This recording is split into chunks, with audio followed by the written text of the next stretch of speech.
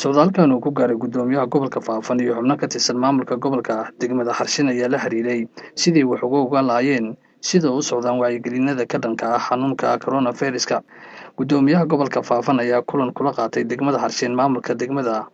asigoo kulankaasina looga hadlayay caabuqa COVID-19. Guddoomiyaha degmada Xarshin Mukhtaar Maxamed Xuseen ayaa ka warbixiyay qaabka ay ula dagaalamaan xanuunkan coronavirus-ka. shaqooyinka kalena daily reportkan kusoo bixinaynu qaban waxaa ka mid ah in goobaha la isugu yimaado totally goobihii iskuullada waxbarashooyinka iyo goobihii caadiga ah waa la xidhay oo wax ma shaqeeyaan. goobaha kale dadka isugu yimaadaan shacabka hadday makhaayad wax laga cabo tahay iyo hadday meelaha lagu qayliyo meelaha tahay goobaha laftirkooda intan ka howlgallo daily in dadka wacyigelin siino in aanay dadku isugu imanin meelahaasi ayaa shaqooyinkanu qabana ka mid ah. waxaa ka mid ah dhinaca farxalka oo sida arkisan magaalada dhammaanteed meherad kasta lagu amray inay farxalka hor dhigto meheradeeda hadday tu cunto tahay iyo hadday tu dukaana tahay meel walba. guddiyadii kale guddidii dhaqaaluhu ka mid ahayd hadda waan shaqaynaynaa dhinacii kabinetka mushaharkayga waxaanu ku jiranay waanu ku deeqnay waanu haynaa kulli waan soo bandhigi doonaa haddii la idhaahdo. Intaa kadib wafdigan uu hogaaminayo guddoomiyaha gobolka oo ay weliyeen xubno ka tirsan maamulka gobolka ayaa socdaalkooda ku gaaray tuulada Baligubadle oo xadka kala bara Itoobiya iyo maamulka Somaliland. Guddoomiyaha gobolka Faafan Cabdixakiin Sheekh Xasan ayaa socdaalkiisan waxa uu la xiriiro SRTV uga warbixiyay. maanta ku nimid degmada Xarshin wuxuu la xiriiraa kormeer iyo taakulayn la xiriidha kahortagga cudurka COVID-19 taasoo maaragtay aan ugu kurgelino guddiyadii kala duwanaa ee degmooyinka hadda ka hor laga dhisay taasoo maaragtay aan kormeerka ka bilownay hadda degmada Xarshin gaar ahaan goobtan hadda aan taaganahay oo ah xadka deegaanka Soomaalida iyo Somaliland gaar ahaan Baligubadle waxaan runtii maaragtay waxa weeyaan soo kormeeray shaqooyinka socda taasoo maaragtay xirfadlayaashii caafimaadka maamulkii degmada ciidankii deegaanka Soomaalida intaba maaragtay waxa weeyaan waxay ka shaqeynayaan hawlahan ka hortagga coronavirus-ka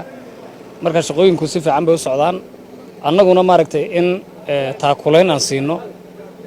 ayaan ugu nimid intaa waxa dheer waxa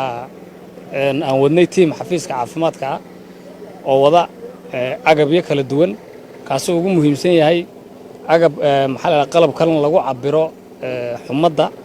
qofka maaragtay waxa weeyaan temperature-kiisu intuu yahay lagu cabiro taasoo hadda ka hor goobtan ayna haysanin tiimkaasna maaragtay waan wadnay runtii waa xaqiiqo jirta weeyaan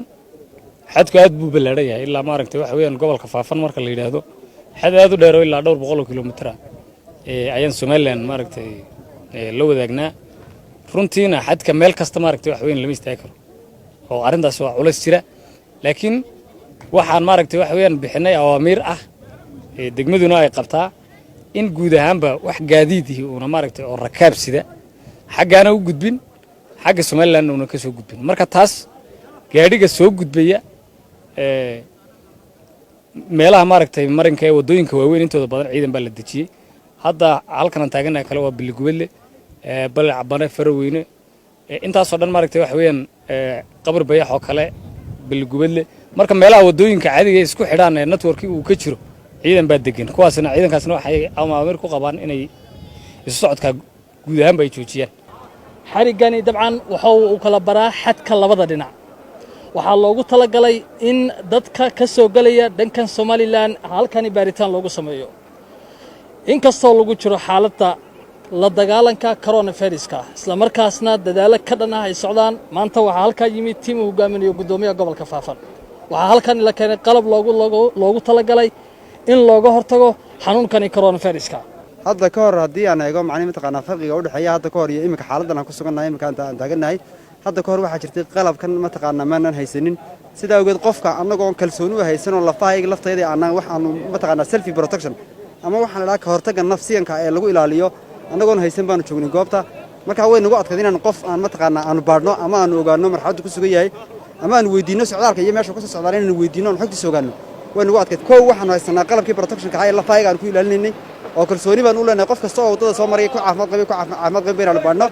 wax xaaladda labaad ee waxaan maanta ay kaga duwan tahay xaaladdan hore ay kaga duwan tahay annagoo maxay tahay qalabkii nafsiyan lagu ogaanayo xaaladda qofka jirkiisa marayo inaan ku ogaanay imika ka duwan tahay marka aad iyo aad bay